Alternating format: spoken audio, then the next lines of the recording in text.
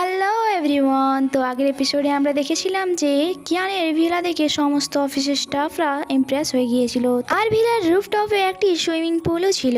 এরপর তারা সবাই বারবিকিউ পার্টি শুরু করে, যা গুজনের আইডিয়া ছিল, বাট আইডিয়া ডিজাস্টারে বদলে যায় কারণ আজকের দিন একটু বেশি গরম পড়েছিল। আর তারা দিনের বেলা যেভাবে বাগিচাতে বসেছিল তাতে তাদের খুব বেশি গরম লাগছিল, তাই তারা ভাবে যে তারা পিৎজা অর্ডার করবে এবং ভেতরেই বসে খেয়ে নেবে। আর যতক্ষণে পিৎজা আসতো তাদের হাল বেহাল হয়ে যেত।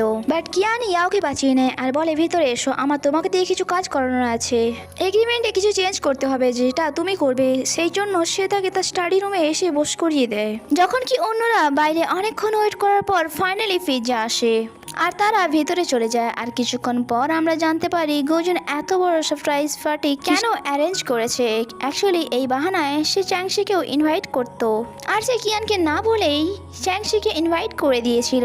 আর সে বলে, আমি তার সাথে যতই দেখা করতে চাই না কেন সে আসতেই চায় না, সেই জন্য তোমার বাহানা আমি ইউজ করেছি। আর এখানে গুজনের মুড অফ হয়ে যায় তখন যখন সে জানতে পারে চ্যাংশি আসবে না, আর সে মেসেজেই কিয়ানকে বার্থডে উইশ করে দিয়েছে। কিয়ান বলে, তুমি এইসব আমার সাথে আগে কেন শেয়ার করনি? গুজন বলে, তোমার জন্য সারপ্রাইজ বার্থডে পার্টি ছিল, আমি কি করে বলে দিতাম তোমার। এরপর কিয়ান স্টাডি রুমে গিয়ে বসে পড়ে। অ্যাকচুয়ালি সে এখানে ইয়াওকে দেখার জন্য বসেছিল আর সে বুকও উল্টো ধরেছিল। এখানে ইয়াও বলে, বস আমি একাই করে নেব, আপনি বাইরে গিয়ে সকলের সাথে বসুন, ওরা সবাই আপনার বার্থডের জন্য এসেছে। কিয়ান বলে, আমি এখানে এমনি বসে আছি না, আমি তোমার উপর নজর রাখছি, কারণ এখানে অনেক কনফিডেন্সিয়াল ফাইল আছে। কিছুক্ষণ পর ইয়াও বলে, স্যার আপনি বুকটি উল্টো ধরে আছেন। বাট কিয়ান বলে, শুধু কভারটি উল্টো আছে, বুক আমি ঠিক ধরেছি। বাট কিছুক্ষণ পর সে ইয়াওয়ের থেকে লুকিয়ে বুকটি ঠিক করে নেয়। অ্যাকচুয়ালি সে ইয়াওকে বারবার দেখে যাচ্ছিল। কাজ শেষ করে সে কিয়ানের জন্য সেই গিফটটি আনতে চায় যেটি সে এনেছিল তার জন্য। ইয়াও আসে আর বলে, বস আপনাকে সবাই আগে গিফট দিক, তার আগে আমি এটা আপনাকে দিচ্ছি, কারণ এটা আমি আপনার জন্য স্পেশাল প্রিপেয়ার করেছি। আর সেটা দিয়ে ইয়াও বাইরে চলে যায়। যখন কি কিয়ান সেটা এক্সাইটেড হয়ে খোলে আর দেখে সেই বক্সটিতে একটি স্যাম্পিং এর বটল রাখা ছিল আর একটি কার্ডে লেখা ছিল, I love you and I want to make baby with you. যা দেখে কিয়ান ভাবে যে ইয়াও এত বোল্ড আমার জানা ছিল না। কিয়ান যখন সেখান থেকে নিচে আসে তখন সে জানতে পারে গুজন অনেক বেশি ড্রিঙ্ক করেছিল চ্যাংসি দেওয়া দুঃখ ভুলানোর জন্য। কিয়ান বলে, আই থিঙ্ক এবার পার্টি ওভার হওয়া দরকার, বাট গুজন বলে একদম না। গুজন বলে, চলো একবার ছোটবেলার স্মৃতি মনে করে হাইড অ্যান্ড সিক খেলা যাক। আর যা শুনে সব লয়ার রাজি হয়ে যায়। আর এখানে গুজন সবাইকে টাস্ক দেয়, বস কিয়ান লুকোবে আর যে তাকে গিয়ে সর্বপ্রথম খুঁজবে তাকে 10,000 টাকা পুরস্কার দেওয়া হবে।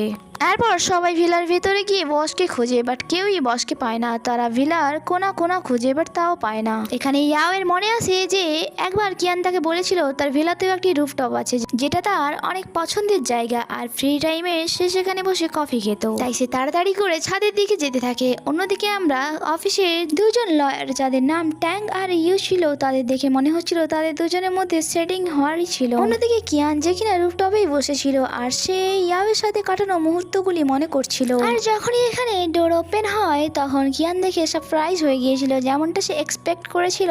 সেখানে ইয়াও এসেছিল আর সে আসা মাত্রই বলে, বস আপনি যে কোনো জায়গায় লুকিয়ে যান, আমি আপনাকে সব জায়গাতে খুঁজে নেব। আর ইয়াওয়ের বলা এই কথাটি কিয়ানের মন ছুঁয়ে গিয়েছিল আর সে রোমান্টিক ভাবে কিছু বলতো তার আগেই ইয়াও বলে 10,000 আমি জিতে গেছি, আর নিচে গিয়ে অ্যানাউন্স করতে থাকে। আর গুজন তাকে 10,000 প্রাইজ দিয়ে দেয়। এখানে তারপর কিয়ান বলে, ঠিক আছে আজ আমার বার্থডে আর এই গেমে তুমি উইন হয়েছো, তো তোমার একটা ইচ্ছা আমি পূরণ করব, বলো তুমি কি চাও। যা শুনে ইয়াও খুশি খুশি বলে যে ওকে বস, তো আপনি আপনার কথা থেকে উইথড্রল হবেন না। বেচারা কিয়ান তো ভেবেছিল হয়তো সে তাকে কোনো রোমান্টিক কথা বলবে বা তাকে বাসায় ফিরে যেতে বলবে, বাট এখানে ইয়াও বলে, বস প্লিজ আমার স্যালারি বাড়িয়ে দিন। আর অফকোর্স এটা শুনে কিয়ান অনেক বেশি রেগে যায় এবং ইয়াওকে দিনের বেলা জেগে তুমি স্বপ্ন দেখতে থাকো, এই ইচ্ছাটা তোমার কখনো পূরণ হবে না। আর এতক্ষণ এবার যে কেকও চলে আসে। কিয়ান কেক কাটার সময় তার উইশ চাইছিল আর এখানে আর সবাইকে অনেক হ্যাপি দেখাচ্ছিল। আর এখানে এই এপিসোডটি শেষ হয়।